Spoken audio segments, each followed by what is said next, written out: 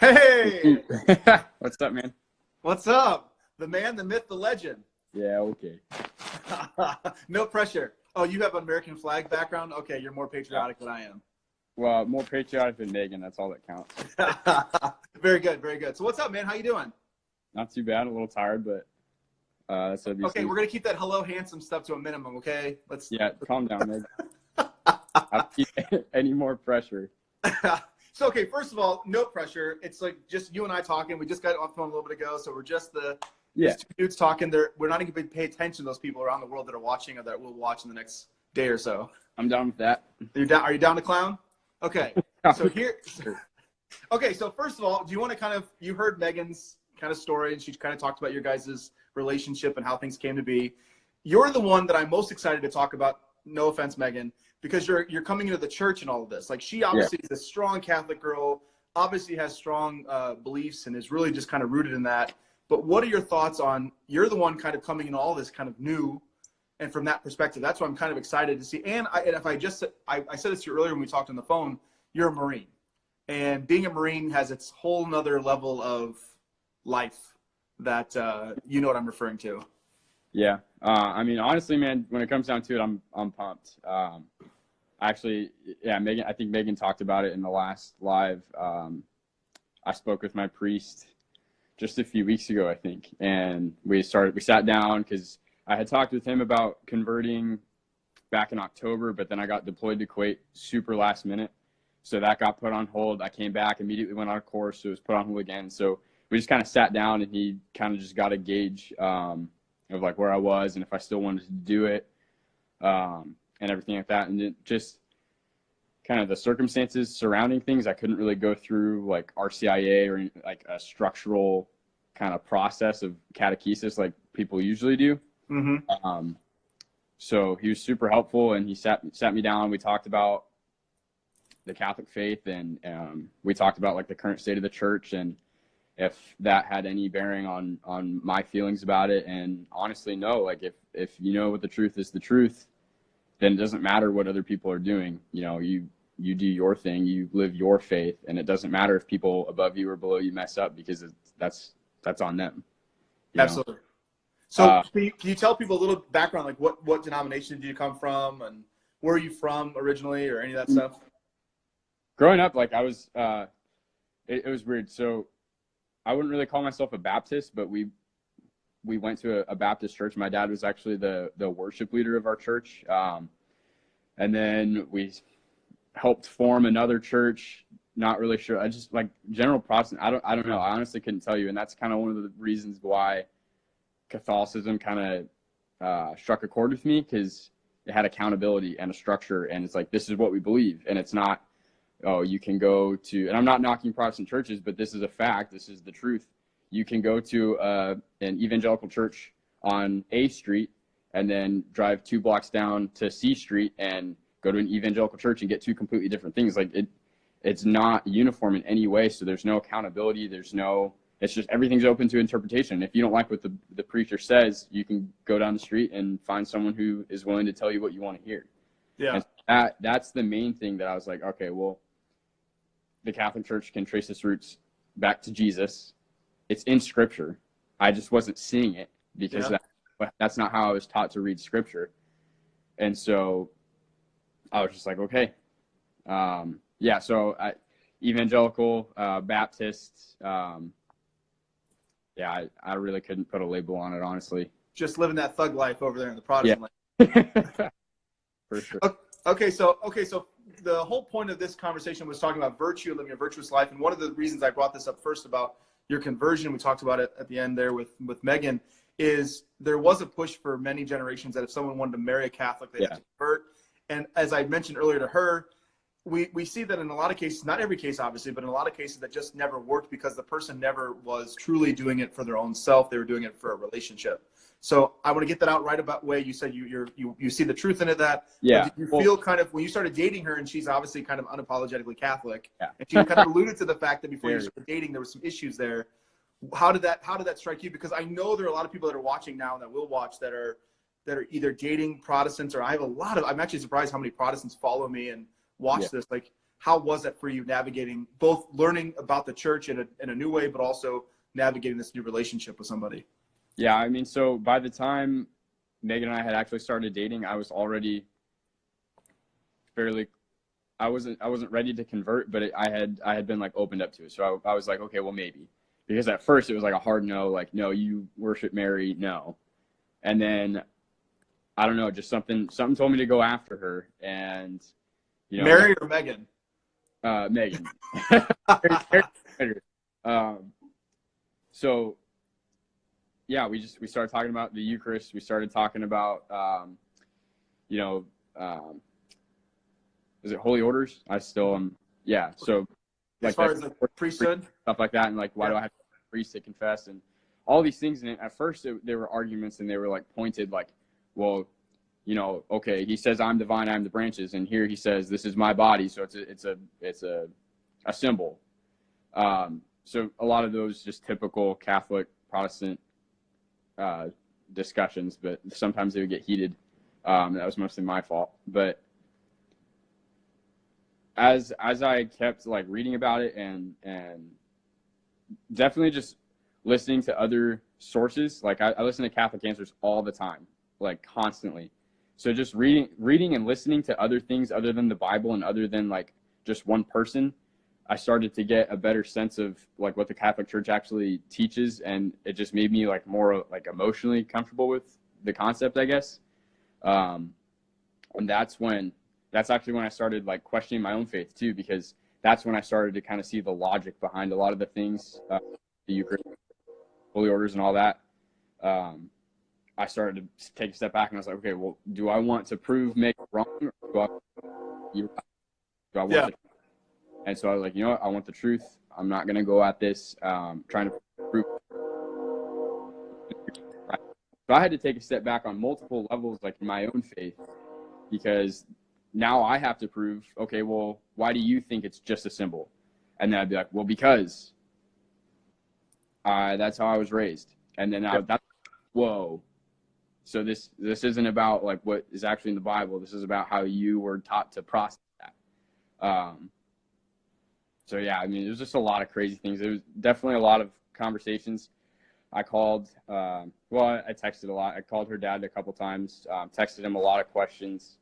And at the same time, kind of the first like 4 or 5 months that we were talking, I was also texting a Protestant family friend of mine who's very knowledgeable about the Bible, but he just doesn't see the Catholic view of things at all. And so I would text him questions, and he would send text messages so long that, like if you had to open it. I don't know if you've ever gotten one. Oh yeah. Usually I send them. Yeah. Okay, great. Can you see me okay? It's like super dark. Okay. I figured you're going for like a cool like aesthetic there. I didn't, I just want to hide my face, Gotcha. Short my voice a little bit. So I would text him the same questions, and I didn't understand how he came to that conclusion, how he would come to the Protestant conclusion. It just seemed like a stretch for me. So yeah, it was like those first 4, 5, 6 months that I just really had to take a step back and question my own faith and why I believed what I believed. And then once I realized that I only believed my interpretations of things just because that's how I had grown up and that's what I was taught, then that's when I was like, okay, well, maybe this has some truth to it. Well, that's amazing. And I just want to say, it's one of those things. You can do so much more good in the church by having that experience of being outside the church than someone, and not saying, again, I joked earlier about cradle Catholics. Cradle Catholics are amazing, obviously, but as a convert, you can have so much because you've experienced not having the church, right? Yeah. And so you can really speak to that. And there are a lot of people that are in relationships out there that are they're not dating, or they're not even married to somebody who's Catholic, and they don't know, they don't know if it's a big deal, if it really is a big deal, because they believe in God and they're Christian, and two, and whether or not that it should have any effect on their feelings for each other. So let's go into a little bit. So Megan, obviously, she had the hardest part because she brought it up already, and she talked about all the fun stuff in your relationship.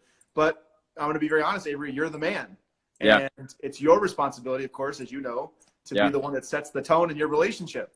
And I've talked about it, but you're also a Marine, and that comes with a whole nother level of worldviews on things sometimes.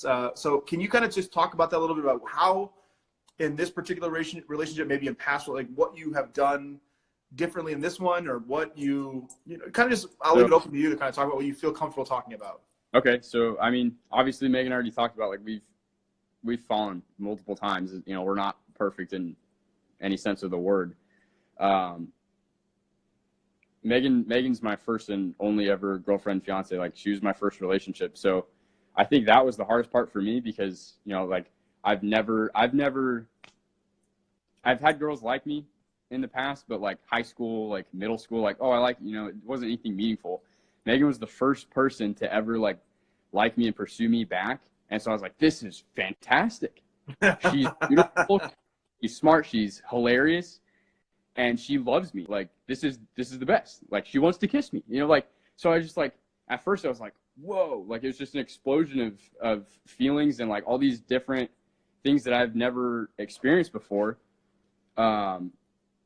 And I think that was kind of dangerous at first. I mean, obviously we were super awkward at first, like, just like everybody, but once we got more comfortable, that's when it got really dangerous. So I think, like, I mean, maybe for other people who have been in relationships before, maybe it's not as difficult. And Megan had only had one boyfriend before me, so I think it was relatively the same for her.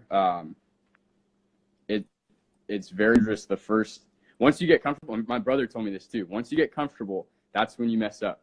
And he told me this, it's funny, he told me this, he's probably not going to watch this, I don't know. He told me this probably a month before we really messed up. And I was like, dude, like, if once you get, and that's a saying in the Marine Corps too, like across the military, complacency kills. Once you think you've got it, that's when you don't have it, because that's when you start to remove all of the protective layers that you or boundaries that you've put in place to make you have it, you know? So I would definitely say, like, those first 6-7 months, or however long it takes for you to get comfortable with each other, those are like the most dangerous. You really have to be careful and have really difficult conversations with each other. And like Megan was saying, you have to be on the same page, because, you know, Christ said, a house divided will not stand upon, or a house divided upon itself cannot stand. It's the same thing. If I want this, and I want sex and lust and my fiance's body, but Megan wants virtue and chastity and to live a healthy, Christ-like marriage, that's not going to work. So absolutely. I think, you know, we were talking on the phone.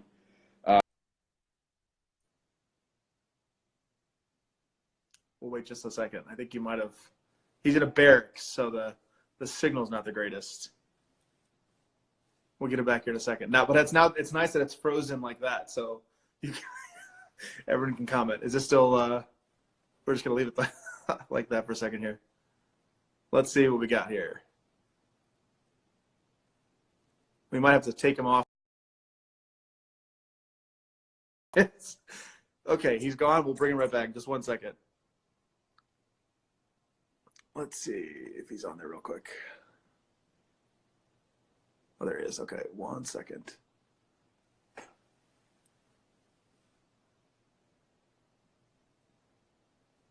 This is the fun part.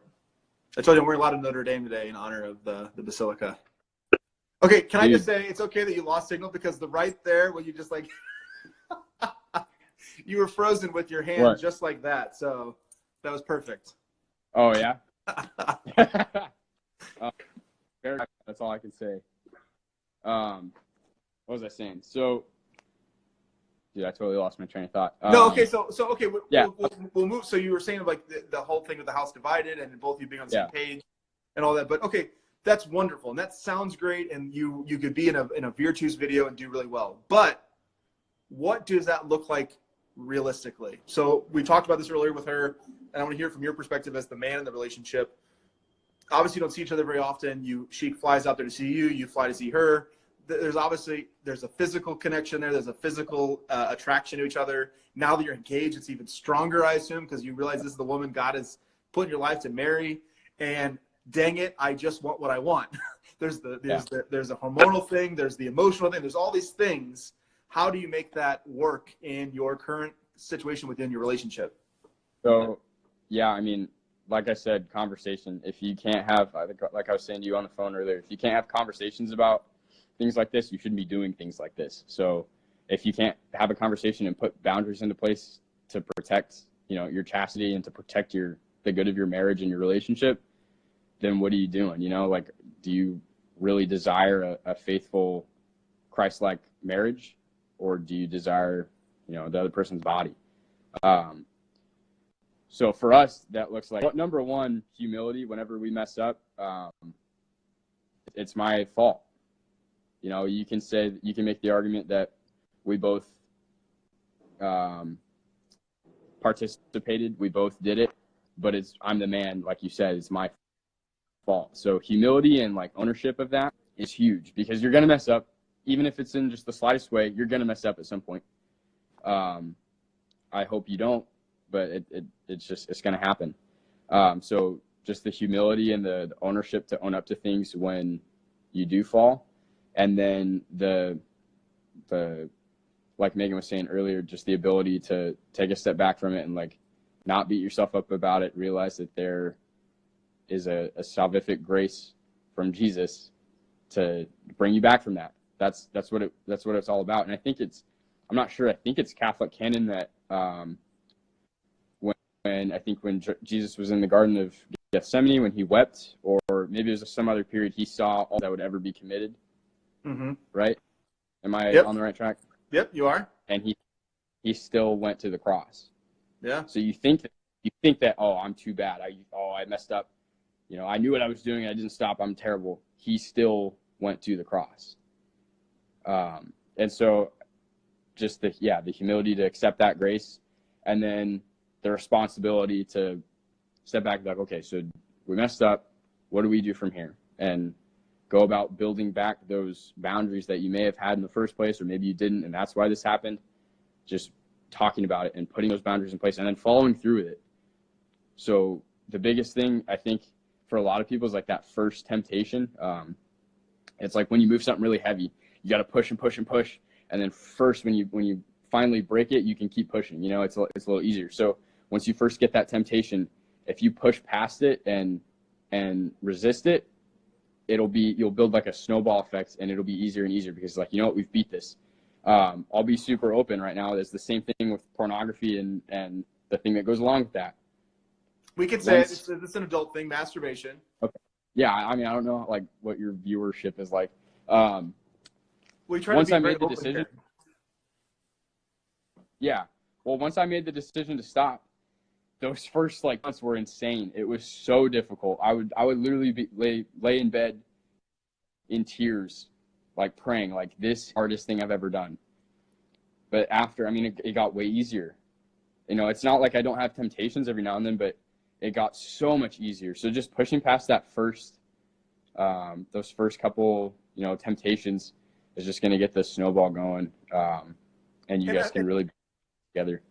And Avery, I'm actually glad you brought that up, because I didn't even think to talk about that. But that's one of the first steps within society is masturbation, pornography specifically. When it comes to pornography, it's so pervasive, and it kind of alludes to kind of what we were talking about earlier with Megan about the Game of Thrones and music and movies and all these things. And how do we say, especially with somebody, if I'm a person that's struggling with this, I struggle with my chastity, but then I constantly listen to a song that's all about having sex with this girl, or I watch a movie that has lots of pornographic images. All I'm doing is feeding my mind this stuff that just kind of my mind then uses it to kind of allude to that and kind of go in that direction. So what do you say in that? Like, how does that work for you when it comes to, again, I'm not assuming where you are, but having spent a lot of time around Marines and barracks, they're very sexualized places. Yeah. So, I mean, when I first made that decision, and just a short story, I literally just got randomly called out by a stranger in the front of a PX in Yuma, Arizona one day. He was like, hey, let me talk to you about Jesus. And I was like, bro, like, I know about Jesus. And he was like, okay, well, do you watch porn? Do you masturbate? And I was like, well, yeah. Like, I was like, yeah, duh, everybody does. And he was like, then you don't love Jesus. And I was like, yeah, I do. And he's like, how? Christ literally said, if you love me, keep my commandments. And I was like, wow, okay. And it hit me. It hit me like crazy. And that was like 2 months before I met Megan. And that, like, literally from that day, I have not watched pornography. I will literally swear on the Bible, I've not watched pornography since that day, because just something clicked in my head. Like, I just had to step back, just have that humility and be like, whoa, I don't know what I'm doing. Okay, let's take a break here for a second. Let's just see what you just said, Avery. You said it was 2 months before you met Megan. Yeah, crazy. So what you're saying is, if you tell me this is something with Maria Grady, I'm really going to lose it. So what you're saying is that God had a hand, it seems like, in your life, preparing you for this relationship, where now a year and a half later, some random dude on Instagram says you should be a person to talk about chastity and virtue. So, yeah, dude. So I'll take it one step further. Megan still has shots of a tweet that she tweeted. I don't have a Twitter. To just, it's just like an open tweet to her husband. Find God, find yourself, then come find me. And she sent me that. So after we had first met and like talked, and it was like the first couple weeks of us knowing each other, I told her about my struggles and all that stuff, because I was an open book, and we really got along, and I wasn't afraid to tell her. And she was like, whoa. And because I told her that story, and I was like, yeah, it was like April.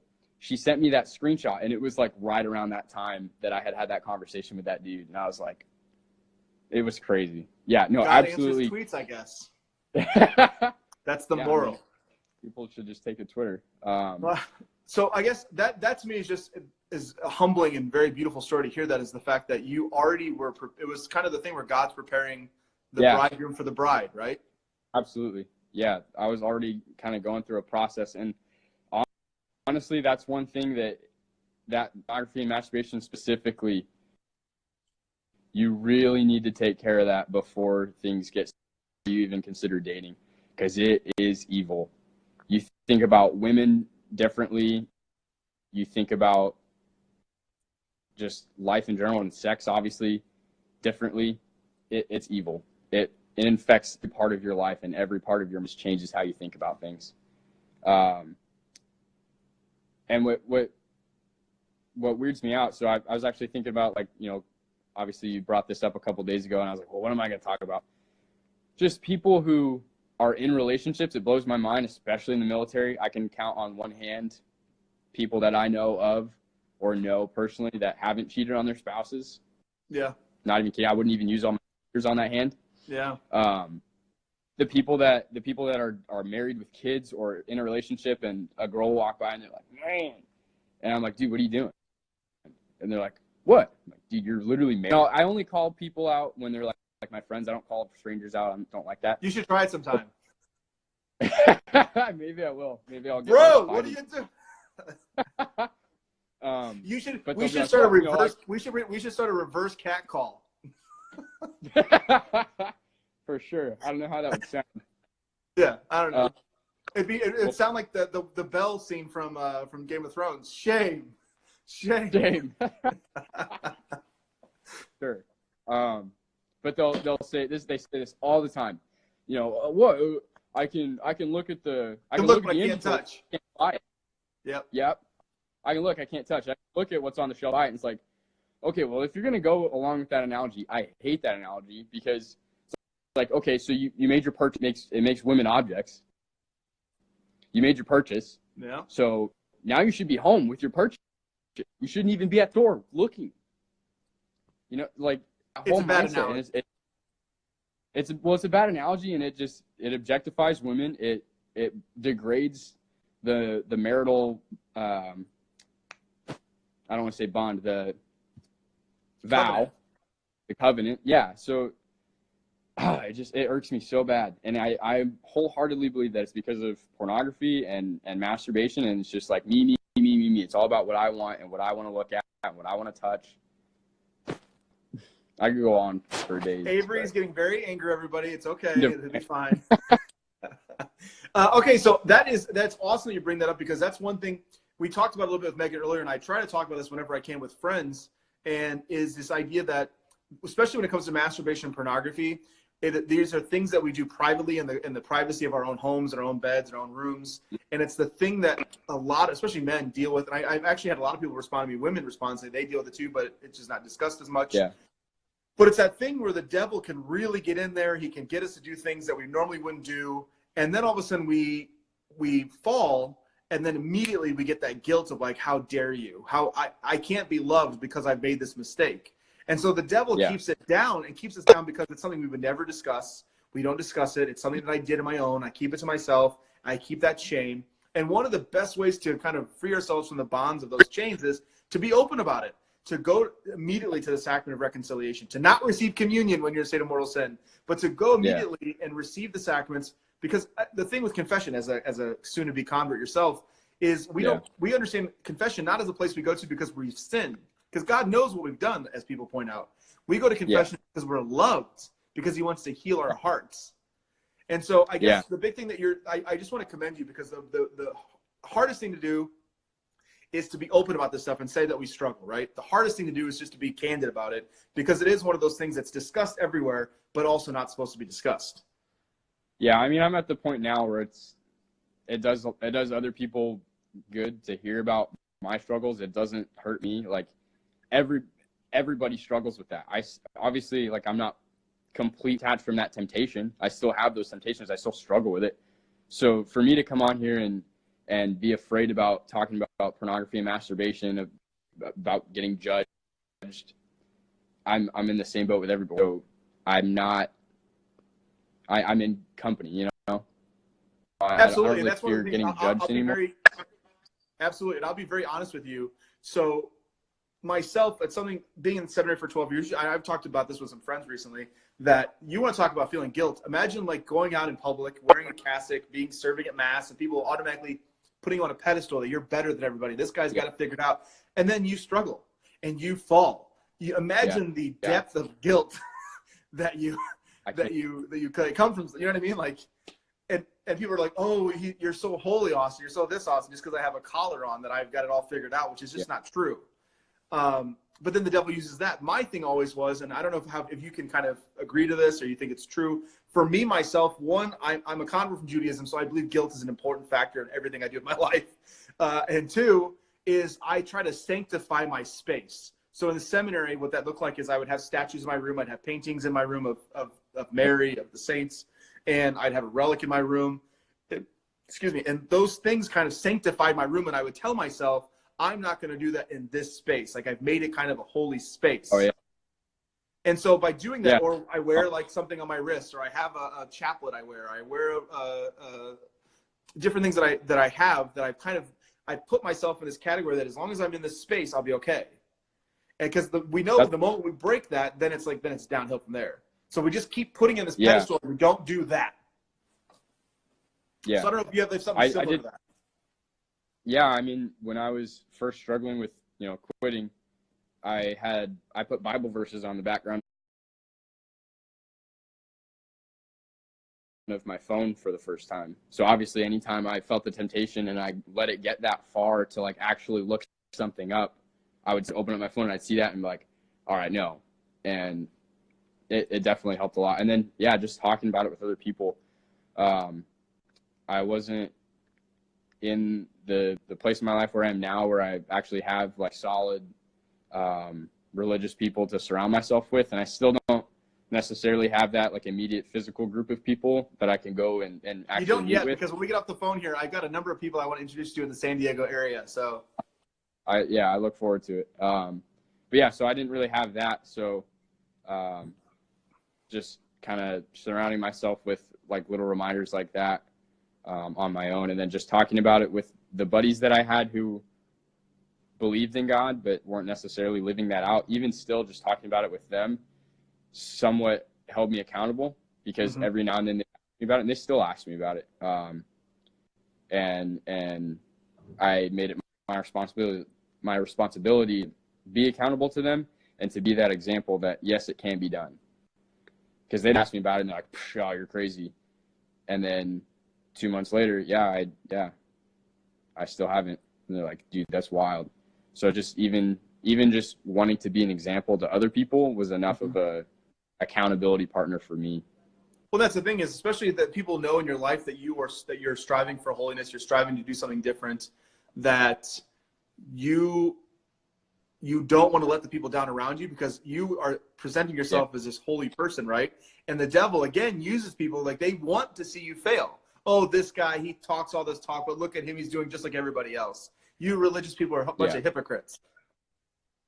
Yeah, I mean, same thing with this too, honestly. Like, Megan having her followers and talking about her Catholic faith all the time, and she talked about it a little bit when she was on with you.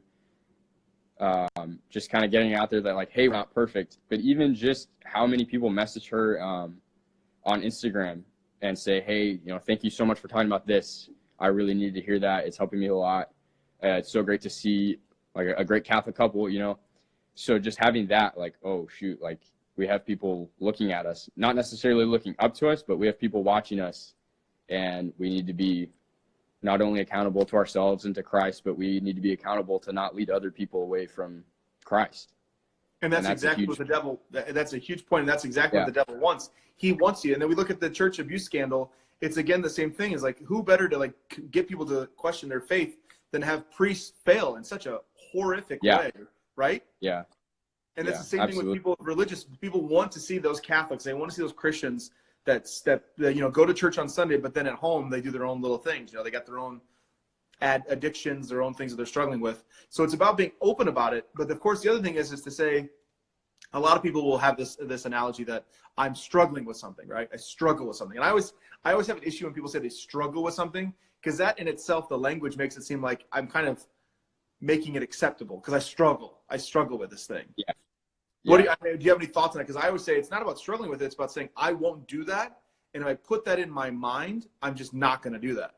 Not saying I struggle with it. Because by struggling with it says, like, I've gained weight. We talked about that on the phone earlier. I've gained weight since I left the military. I struggle with my weight. But just saying I struggle with it doesn't actually fix anything. I actually have to get off what I'm doing and change it. Yeah. I think there's a lot of little nuances with that. Obviously, you can't tell someone's intent or meaning in just their words alone. But yeah, I think some people say that they struggle with things to like you said, kind of normalize it. And I guess before I made a hard decision to stop watching porn and stop masturbating, I would tell you that I was struggling with it, but I wasn't. I was doing it. I'd feel guilty afterwards. That was the struggle. And it was okay. And then I'd do it again, and then I'd feel guilty, and that was my struggle. No. The struggle is when you've made the decision and you're praying to God and you're reaching out to other people and you're confessing your sins and you're reaching out. That's the struggle. That's the hard part. The hard part is making yourself vulnerable like that and reaching out to other people and letting people see the inside nasty stuff. Yeah. It's not hard to. It's not.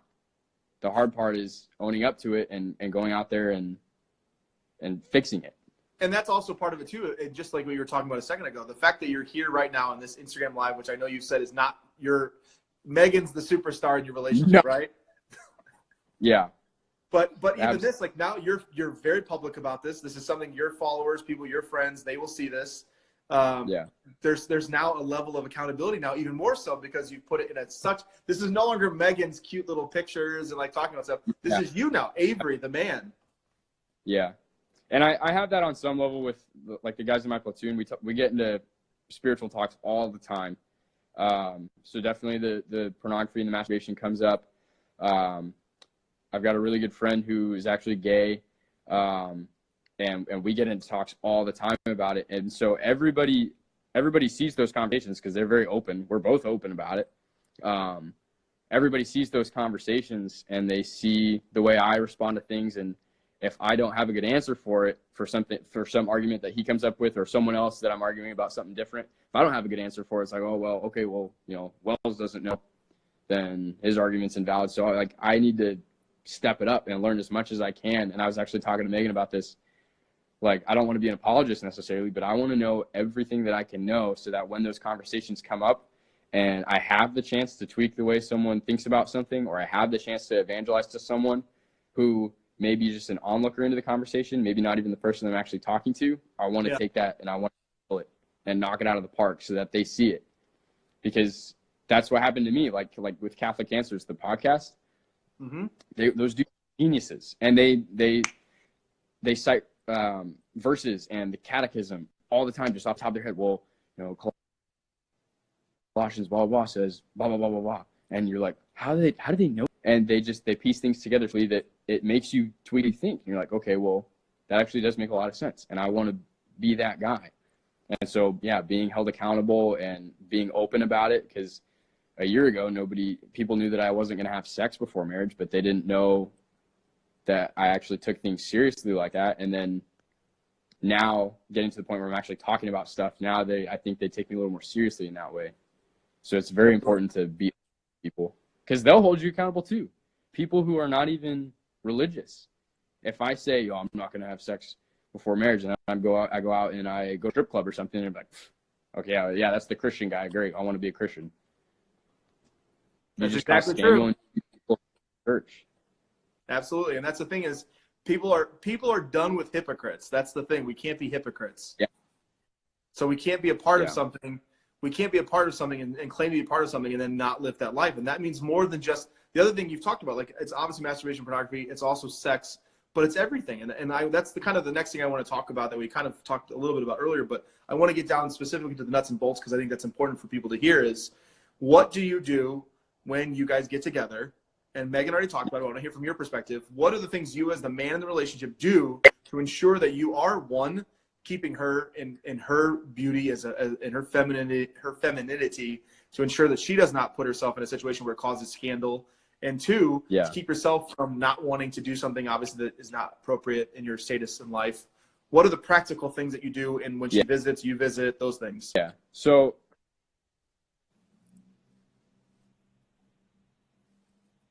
and now you're paused. Yeah. So there you go. Just kind of based off of like previous failures that we've had, have kind of a set of boundaries, like hard, that we won't cross at all. And then obviously, we talked about like the no sleeping in the same house, make a lot of money. So sleeping in that just makes trips together not feasible. We've literally never slept in the same bed.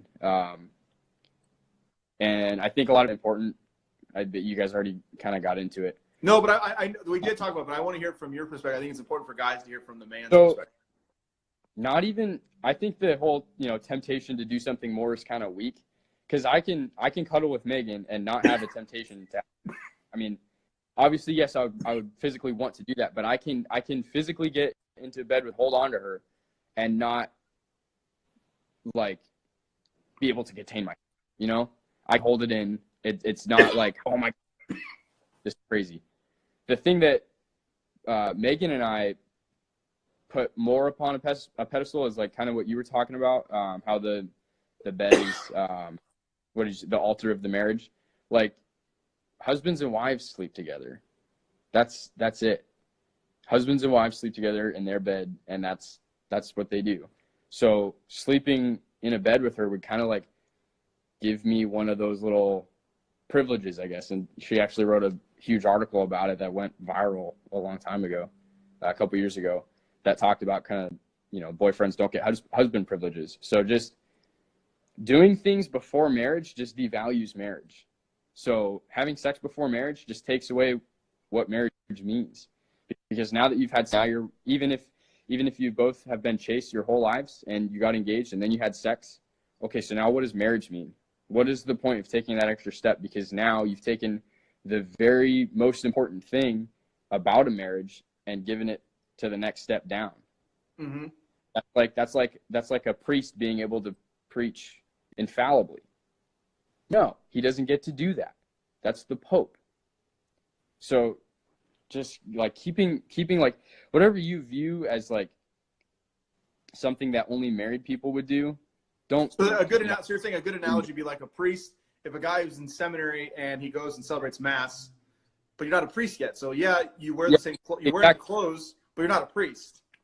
And then that devalues all the other priests, because okay, well, he got to do it before I did. Like, that just takes away from what the meaning of marriage is.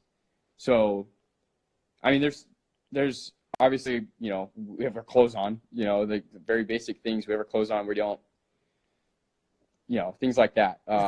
Definitely sleeping in other beds. We have, I don't want to get like too into specifics, but like we have very hard boundaries. Like, this is okay, this isn't. And we're very specific too. We don't leave it up to the imagination. Well, I can't get this high, or I can't get this low. Like, we are very specific about it. And then if we both are tracking, if we both know exactly what the boundary is, even if one of us is slipping up a little bit, the other one holds the other accountable. And then when it gets to that point, it's like, all right, you know, we gotta shut this down. We gotta do something else. Once it gets to a point where you're, you know, give into the temptation a little bit, you just got to shut it down right there and end it. That's good. And that takes both of you having, I guess the crux of both of your comments and your remarks on this topic is open communication and honesty with each other. Absolutely. That's 100%. Because if she has a different boundary than I do, I might push something that she's kind of okay with, or I might push something that she's not okay with that I am. Then there's, okay, now we're both sinning, and now we're in a fight because she didn't want me to do that and I did it. Just like all these different problems. Like, you need to be very specific and talk about things, because like I said before, if you can't have a conversation about it, hey, we're not going to do this, then you shouldn't be doing that in the first place. If you can't even talk about it, why are you doing it? Mm-hmm. You know? That's a very good point. That's I think obviously communication is key.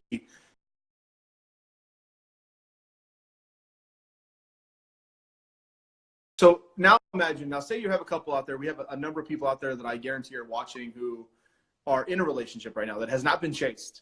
They've wanted to be a part of it, but it's just not been possible. You know, all these things, maybe it's a mixed couple that one's Catholic, one's not. Like, if say all of a sudden someone wants to change they want to change their life, they want to be chaste, they want to bring that into their life and then ultimately into their relationship, what suggestions would you have to make that work? Especially if you have one that wants it a lot and one who's okay with it but not really comfortable with the idea of this is how I've shown love in every relationship I've had up to this point, is by having this intimate encounter, and now we're going to say we're not going to do it. Yeah.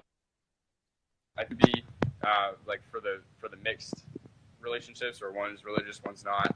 One wants to be chaste again, one doesn't. Explaining the reasoning behind it and how saving yourself will make marriage that much more beautiful, and that you're doing it because you want the person, not because you're not attracted to them, not because you don't want to do that with them. Explaining everything, again, open communication, not just saying, hey, I don't want to have sex with you anymore, because obviously that's going to piss someone off. Like, we've had sex for the past year. Like, am I fat? And do you not like me anymore? Are you seeing someone else? Like, that just starts all these other problems. Just explain to them, hey, I really want to take my faith seriously again, and part of that is being chaste for marriage so that I can be a good husband or wife to you when we're married. And I want that end for us. So this is what I think we should do. And if they're not okay with that, that's something that they're going to have to work on themselves. I don't really have a whole lot of experience with that. So I don't really think any advice that I could give would be super helpful. But no, but it does help. It does help because, again, there's so many people that struggle with that, because this is how I've shown love. This is how I've shown my care for someone, is by having that physical connection. And especially people that are like very big on, there are people out there that are very physically inclined. Their physical touch is very important for their love language, right? My main love language is physical touch. Absolutely. Sorry, I'm plugging my phone in. Things can die. Yeah, my love language is physical touch. Megan's is words of affirmation and acts of service.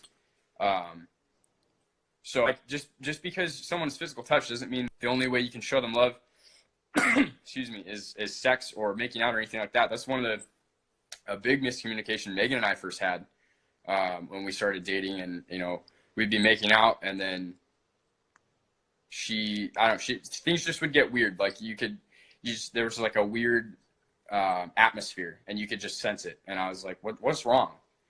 And she just said, you know, I think we just make out a lot. Like, it's weird. Like, I'm trying to show you love because I know your love language is physical touch, but it's not, I'm not used to it. And I was like, that's not what this is about. Like, it's physical touch. Like,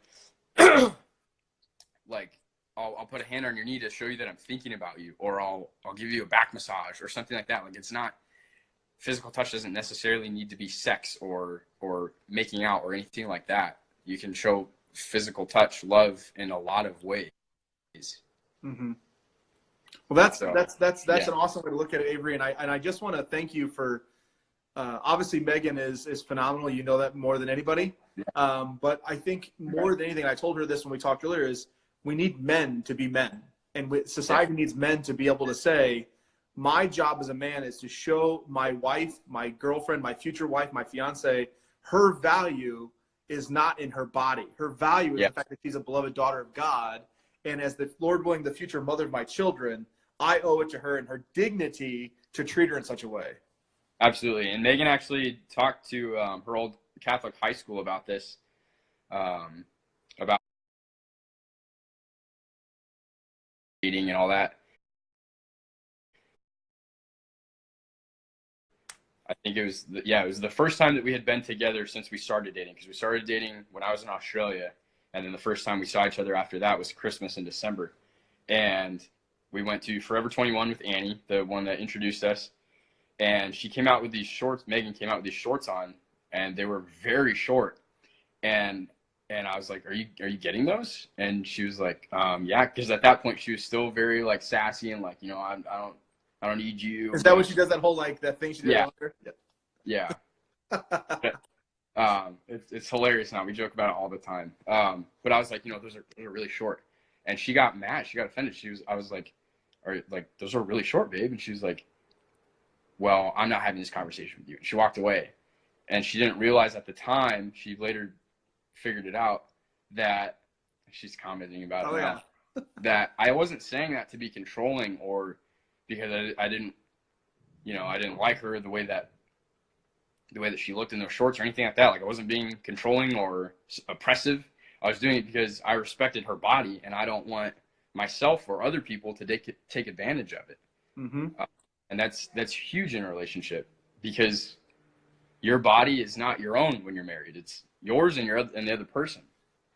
So letting other people into that and get a view of that, again, devalues marriage. Well, if everybody else gets to see that, then what's so special about our relationship, Absolutely. Avery, you're hitting it on the head. So let's open it up here just for a few minutes to see if people have any questions. Give you a break to cough a little bit. Anybody? So we'll open it up. Anybody besides Megan have any questions? We're going to have a discussion after this, I know. Oh, yeah.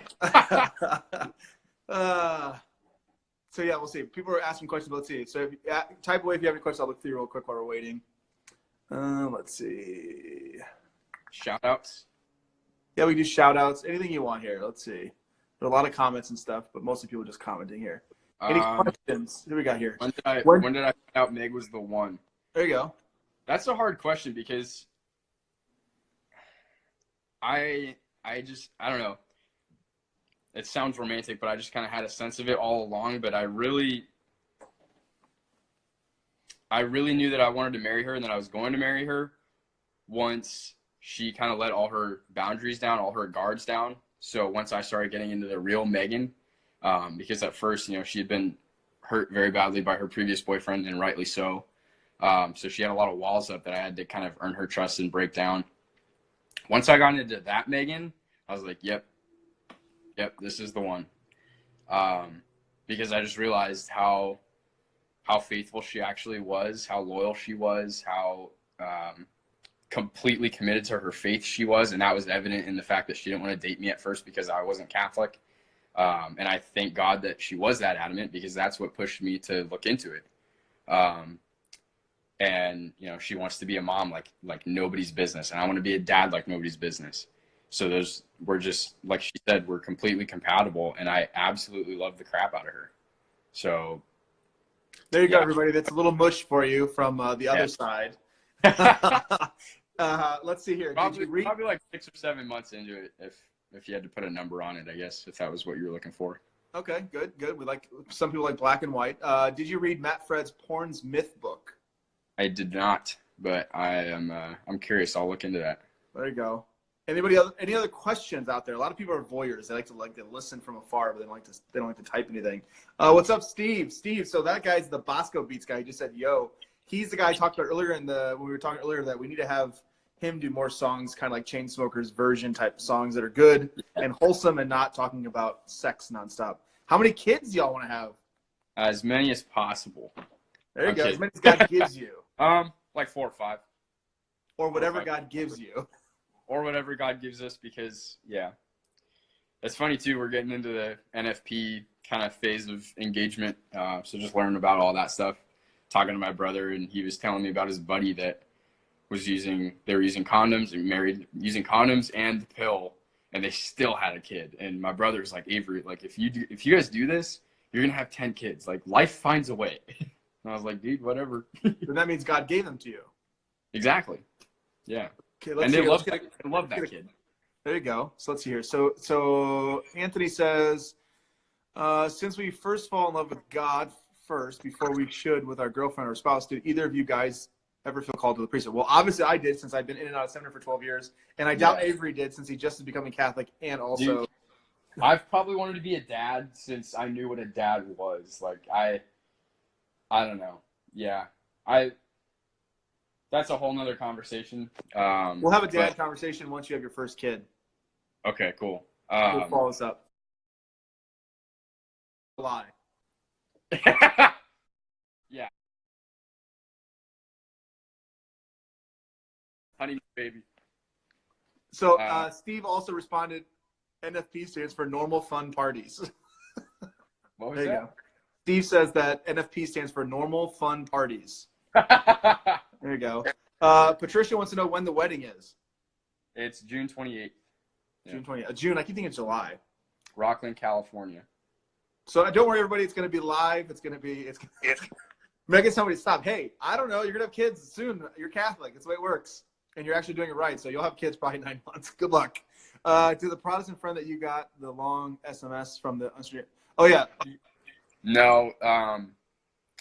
He had a very good understanding of the Jewish views of things. Like back in the, like he was very literally knowledgeable and like scholarly. Mm-hmm.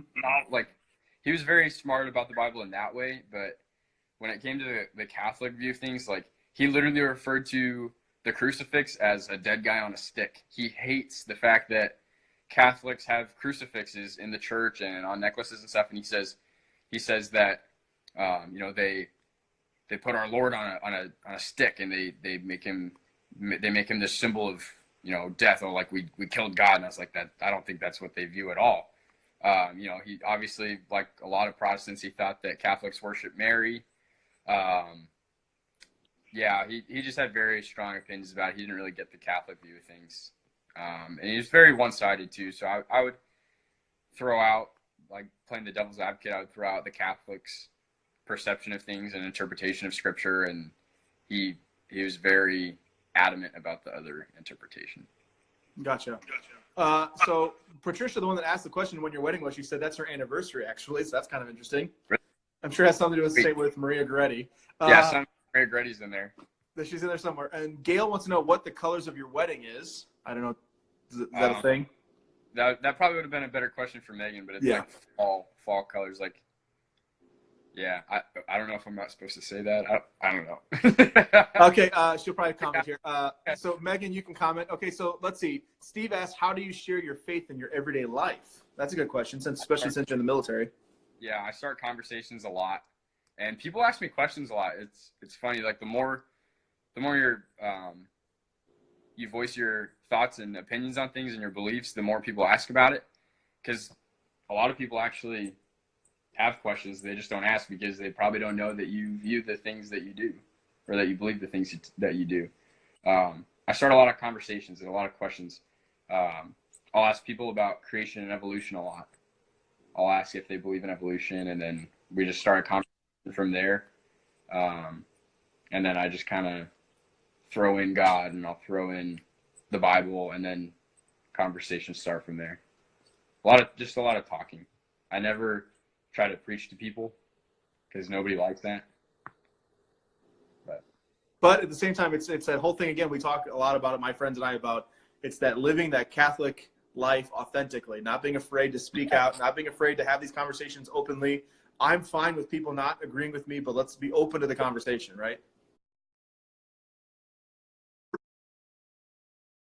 The Catholic just to affirm someone else. Or I'm not here to upset people, but I'm also not going to sugarcoat my faith and water down my faith in order not to. Then you're doing them an injustice.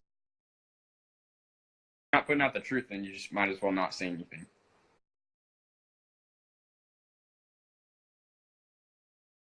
I always like to talk about beer and how the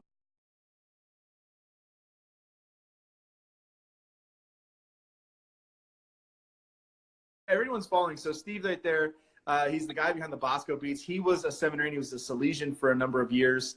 He's kind of a rap star, known pretty far on the East Coast. He's from New York. But follow that guy. Awesome dude. He's actually going to go with us to Ireland on our first trip that we take over there. So just an awesome dude. Any other questions while we have a few more minutes here? Otherwise, we will we'll let Avery go back to his exciting barracks life. Yeah, my cave. It's great. So at least you're a sergeant, so you get your own room. Yeah, true. I'm just waiting to get my own house. There you go. There you go. June 28th can't come soon enough. Yeah, and that increase in the BAH and everything else you get along with it, that'll be nice. San Diego money is not bad.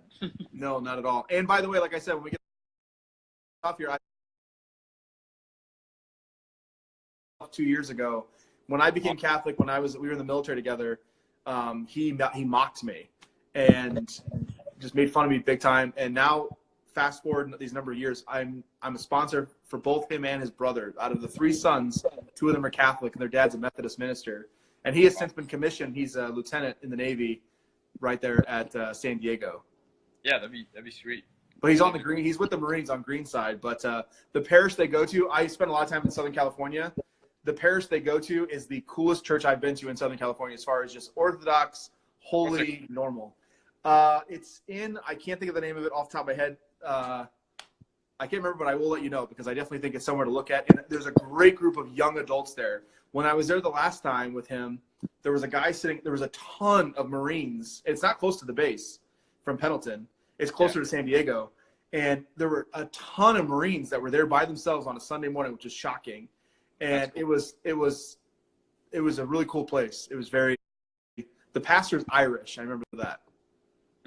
But I'll get you the information, but it's a great, great place. Yeah. Any other questions? Otherwise, we're going to let Avery go. Megan said to answer Heidi's. Heidi asked, that one guy you gave us that gave you a super long text response for the Protestant faith, did Megan's dad give much shorter, succinct responses? Yeah, he did, but I had more of a conversation with Megan's dad, so I would ask.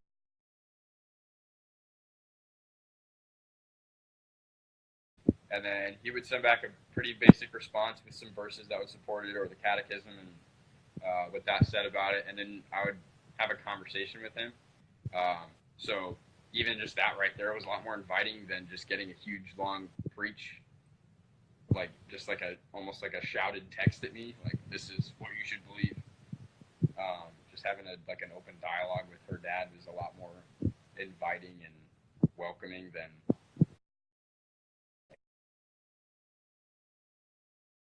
That he's got a future son-in-law that actually treats his daughter like the daughter of God that she is. Yeah. He was a Salesian for a number of years. He's kind of a rap star, known pretty far on the East Coast. He's from New York. But follow that guy. Awesome dude. He's actually going to go with us to Ireland on our first trip that we take over there. So just an awesome dude. Any other questions while we have a few more minutes here? Otherwise, we will we'll let Avery go back to his exciting barracks life.